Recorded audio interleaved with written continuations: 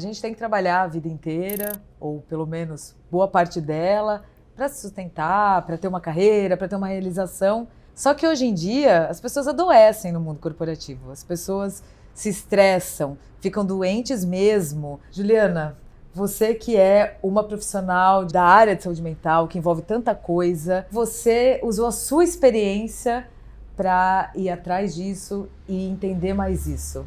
Então a gente quer saber, em primeiro lugar, como você fez a sua transição e quando você sentiu que era a hora, porque isso estava fazendo mal para você. Quando eu decidi fazer a minha escolha, eu falei que eu tinha duas opções, ou continuar adoecendo no mundo corporativo ou sair do mundo corporativo e cuidar das pessoas que estão adoecendo.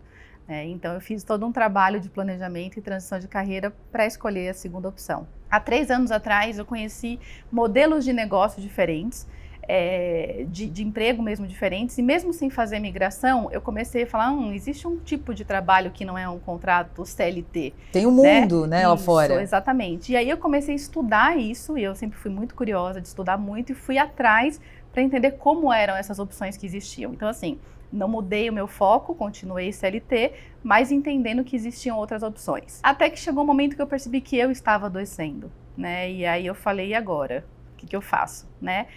Primeiro a gente se coloca no lugar de errado, a gente se culpa, a gente se julga e fala, nossa, como eu, que cuido de todo mundo, não cuido de mim, né? Com tantas técnicas e ferramentas, como eu não estou dando conta de mim. E é hora da gente realmente olhar para a gente falar, eu posso ser vulnerável, né? Eu também sou um ser humano, né? Não sou aqui uma profissional, uma mãe, enfim, eu tenho vários papéis, mas e a Juliana como pessoa, né? E aí quando eu percebi aquilo, e eu percebi que eu estava fazendo várias ações do mundo corporativo, focando em cuidar das pessoas que eu via que estavam adoecendo, eu me percebi que, na verdade, eu fazia parte daquele grupo que estava adoecendo também. E se está ficando mais comum, porque a gente ouve muita história, né, de gente doente no trabalho, as empresas não percebem, não dá para medir ainda o impacto disso nos resultados, não querem perceber. É um momento, sei lá, também de transição do mundo corporativo? Eu acho que é um misto de um pouco de tudo isso que você falou, né?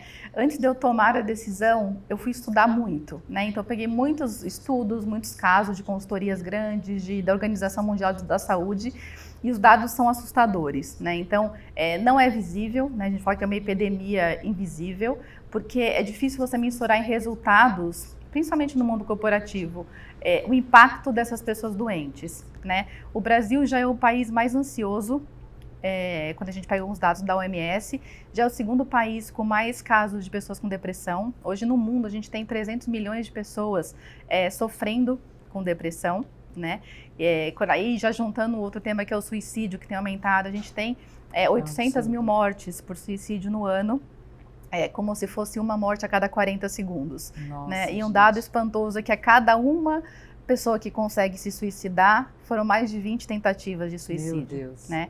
E muitos casos a gente vê por decorrência da ansiedade, da depressão, do pânico, do burnout, que se fala, mas ainda é muito camuflado. Né? E quando eu comecei a ver os estudos, está lá sempre falando, a preocupação financeira é o que mais adoece as pessoas. Uma pessoa que é financeiramente preocupada, seja por dívida ou, enfim, por contas para pagar ou qualquer coisa, ela tem 2 vezes mais chance de ter alguma doença do que alguém que não é preocupado. É um estresse altíssimo. É um estresse altíssimo. E ela fica amarrada, o trabalho passa a ser uma pena em regime semiaberto, né? Fica. Ela tem que ir porque ela depende daquilo financeiramente. Exato. Ela não consegue nem raciocinar que ela pode se preparar para uma transição. Não, porque ela se vê presa naquilo, né? Então, hoje é uma dependência em relacionamentos abusivos, seja relacionamento com um casal, com uma empresa, né? Você se submete àquilo, porque você não vê saída. Né? Você fala, não, eu tenho uma dívida, eu tenho que pagar conta, eu tenho gente para educar, e você fica preso naquilo. A gente pode falar, até puxando um pouquinho aí o tema do planejamento financeiro, que isso pode ser um reflexo também da falta de educação que a gente ainda tem no país em relação a isso, porque a gente ainda é muito educado para fazer uma carreira. Sim. Tem aí, entra o tema CLT, que hoje é um pouco menos importante, eu acho, que para a juventude, mas o tema que o governo cuida de você, num regime de emprego, CLT, sim, e que você tem que se preocupar só com aquilo, só em manter um emprego a qualquer custo, e se aposentar e tal, eu brinco, e você não sabe lidar com o seu dinheiro. A minha geração pegou aquela coisa assim, de escutar dos pais que a gente tinha que fazer uma carreira numa grande empresa e se aposentar naquela empresa. Que sorte que você entrou numa grande empresa. Exato, Fique aí que até sorte, se aposentar. né? Só que aí eu vi a minha mãe aposentada e a aposentadoria não pagava plano médico. Aí eu comecei a ver, falei, tem alguma coisa errada. A minha avó precisando de cuidadora, de não sei o quê, o dinheiro não vai dar. E aí eu tive que quebrar muito paradigma meu, muita crença do que eu escutava, né? Então, quando eu tomei a decisão de sair dessa grande empresa, nossa, a família pirou, né? Como assim você vai sair? Você é louca, né? Eu falo, sou uma louca consciente. É isso que é a crença limitante, É a crença limitante. É isso aí. Né? Então, uma das coisas que eu fui buscar muito, né, e respondendo também a sua pergunta, eu não tive educação financeira. Eu brinco que se eu soubesse hoje, o que eu sei hoje com 18 anos, eu estava aposentada, só vivendo de renda. Né? Então eu falei, vamos lá, eu sou psicóloga, mas eu sou psicóloga que gosta de exatas, então eu vou entender finanças, por que não? Isso. E eu fui estudar isso. Né? Então todo o trabalho de educação financeira veio, sei lá, de alguns anos para cá, e do último ano para cá, quando eu entendi que para eu parar de adoecer, eu tinha que ter X guardado para aquilo render o que pagasse minhas contas. E aí eu pudesse escolher o que eu quisesse fazer da minha vida. E daí liberdade. E daí liberdade, né? Só que aí o que eu comecei a perceber foi que as pessoas estavam adoecendo também por conta do dinheiro. E muitas vezes por conta disso. E aí eu consegui ligar as duas coisas. Eu falei, bom, entendo que eu tenho que cuidar das pessoas com ansiedade, com depressão, com pânico, burnout, mas eu também sou uma facilitadora para explicar para as pessoas a importância de um planejamento financeiro, né? Que foi o que eu fiz. Então, eu fiz curso de psicologia econômica para entender como a nossa mente funciona. Então, hoje, quando eu falo com as pessoas, a primeira coisa que eu falo é, ok, a gente vai trabalhar e eu te ajudo no processo de saúde mental. Mas o que está te adoecendo? É o meu chefe. Não é o seu chefe. É a sua dependência de estar na empresa por conta de uma questão financeira. É meu casamento. Tudo bem, mas a raiz é que você é dependente financeiramente daquele marido e você não consegue tomar uma decisão. Então vamos lá atrás, na causa raiz, para você se preparar e conseguir mudar, fazer escolhas diferentes, que foi um processo que eu fiz. Né? Então eu fui adoecendo até que eu cheguei e falei, chega, né? Fiz meu planejamento, tive meu planejador financeiro, eu olhei e falei, dá, eu vou. É agora. E aí eu fui, né? E aí é o que a gente estava comentando aqui, eu nunca me senti tão leve por de verdade ser eu, né? Poder ser eu sabia a importância do que eu fazia pelas pessoas, né? Então, o que me fazia bem. Muita gente me pergunta, como é que você descobriu? Eu falei, gente, você sente, né? Tá em você, né? Você vai saber. E o seu trabalho hoje é fazer as pessoas entenderem pelo que elas estão passando e entenderem como lidam com isso, como se curam, enfim. Sim. Se é realmente necessário fazer uma mudança muito radical ou não.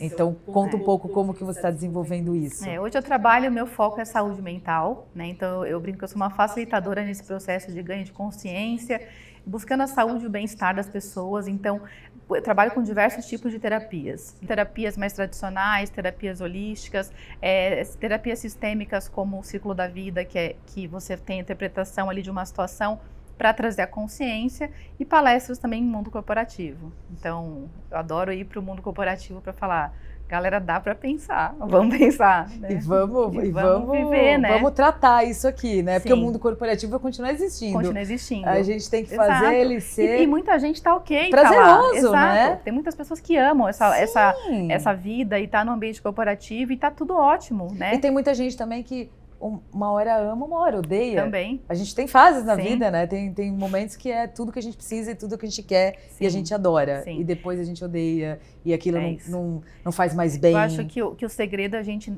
sair desse papel que a gente se coloca de estar errado em tudo, né? E não se julgar. Respeita o que você está sentindo ali. Então as pessoas que estão adoecendo, elas têm que, acho que primeiro de tudo, entender que elas precisam de ajuda, que elas tenham de buscar essa ajuda.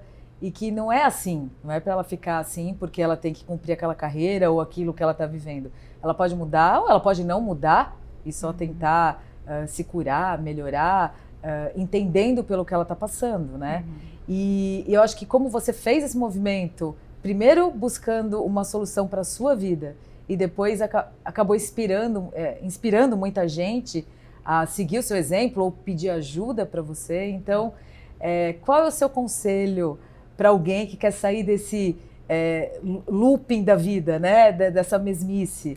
Sim, eu brinco que não é fácil, né? A jornada do autoconhecimento é difícil. Então, as pessoas que estão achando que, vou vir, são só flores, eu já aviso que não, né? Mas eu acho que o primeiro passo é ter essa consciência, né? Assim, algo não está bem comigo. É minha vida, não importa se é o trabalho, se é o relacionamento, família, dinheiro, tem que ter essa consciência de que algo não está bem e que está tudo bem não está bem também, né? E que pode melhorar. Então, aí sim procurar ajuda. E aí, obviamente, quando eu percebo que o problema não é só emocional, que eu preciso de um planejador financeiro, ou preciso de um outro respaldo médico, com um psiquiatra, por exemplo, aí eu trabalho com a minha rede de apoio. Mas para a pessoa entender que ela precisa de ajuda, ela tem que ter essa consciência de que algo não está legal e buscar essa ajuda. Tem que fazer o diagnóstico e se planejar. Se ela não escolher buscar ajuda, a gente não consegue fazer milagre. Né? É isso aí. Muito obrigada, Juliana. Obrigada a você.